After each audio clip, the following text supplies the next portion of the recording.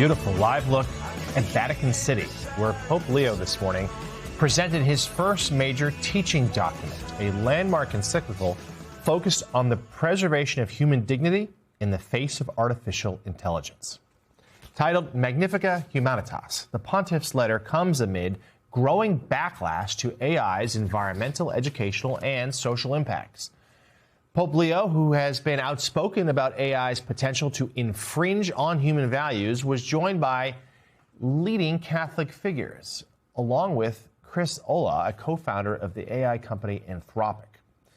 Joining us now, publisher of the world's most read newsletter on the Pope, titled Letters from Leo, Christopher Hale.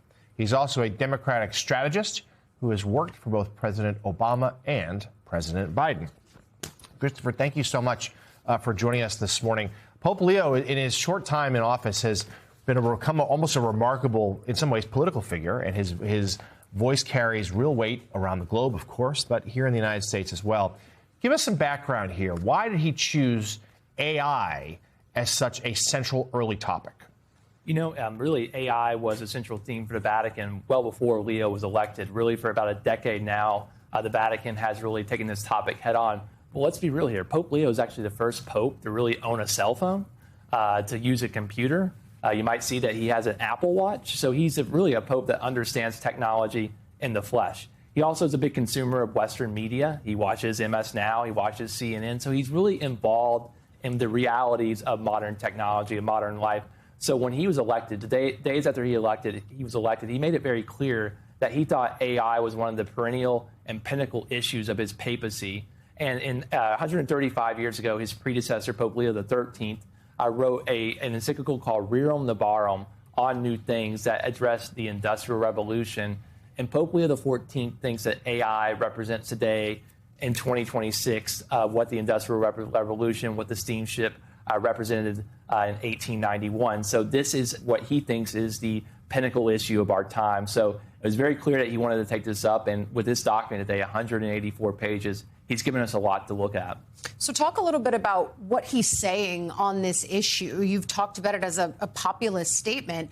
And it strikes me that, A, you have an American pope who is saying this. I think that's notable and important, and we should talk about it. But the other piece of it, too, is it feels like the pope has a better handle and frame on the issue of AI than either, say, U.S. political party at this point, too. Well, I think that we oftentimes in the United States talk about things as policy issues first and foremost. And he, of course, sees it as a moral issue.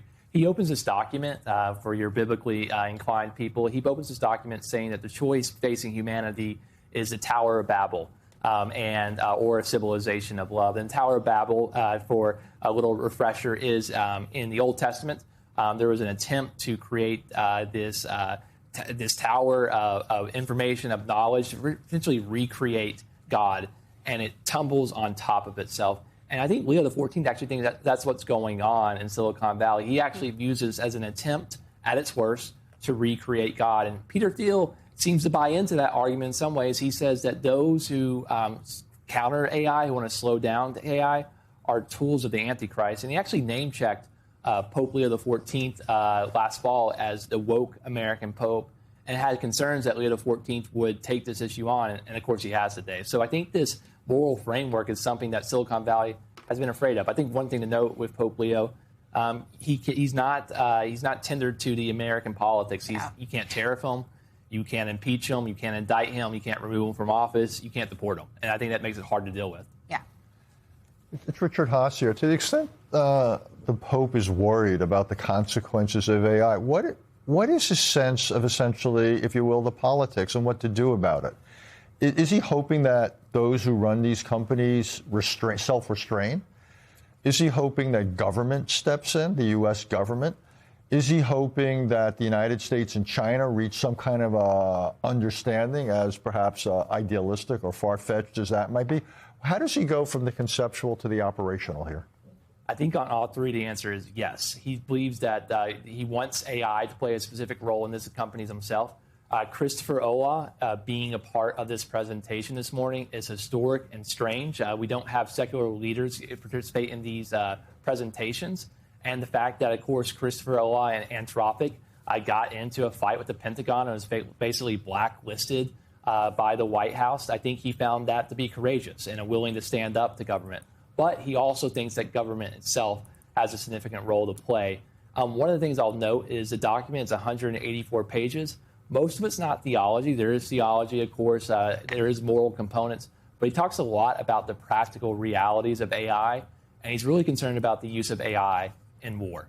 And that's where he spends the most of this document talking about. So I think Christopher Owa's presence today is in fact, perhaps the most important story besides the encyclical itself. So he does believe that the builders of AI and the government has a co-responsibility in protecting and safeguarding humanity. You know, Christopher, one of the other points that Pope Leo makes is about the social role that AI will leave humanity with. And this notion that, I'll just quote it, a society that guarantees employment to only a small fraction of the population despite having a high level of technical development risks exposing many to forced inactivity, a lack of responsibility, and the absence of daily tasks and stimuli, resulting in human and cultural impoverishment. And I'm just wondering how that lands in Silicon Valley and who he's communicating with there, because that seems to be an appeal to everybody. Yes, I think he's communicating really to a populist movement that's growing across this country who is skeptical of artificial intelligence. One of the weaknesses of this populist movement that is rising is there's a lack of moral language around it. I think there's a lack of common language around it.